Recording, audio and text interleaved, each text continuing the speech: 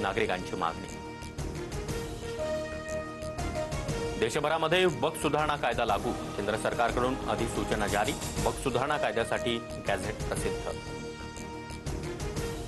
प्रभादेवी पूल वाहतुकीसाठी लवकरच बंद होणार। मध्य आणि पश्चिम रेल्वे स्थानकाला जोडणारा प्रभादेवी पूल पाडला जाणार। MMRDA कडून नवा डबल डेकर पूल बांधण्यात येणार। पुण्याच्या शिरूरमध्ये तरुणावर कोयत्यानं वार करत प्राणघातक हल्ला। हल्ल्यामध्ये तरुण गंभीर जखमी। घटना सीसीटीव्ही कॅमेऱ्यात कैद। छत्रपती संभाजीनगरमध्ये वसतिगृहाचं छत कोसळलं। सुदैवानं कोणतीही जीवितहानी नाही। कणकवलीमध्ये स्थानिक आणि परप्रांतीयांमध्ये बाचाबाची। पतीला स्थानिकांनी मारहाण केल्याचा परप्रांतीय महिलेचा आरोप। तर भाजीचे दुकान लावल्यानंतर महिलेकडून अरेरावीची भाषा, स्थानिकांचा आरोप।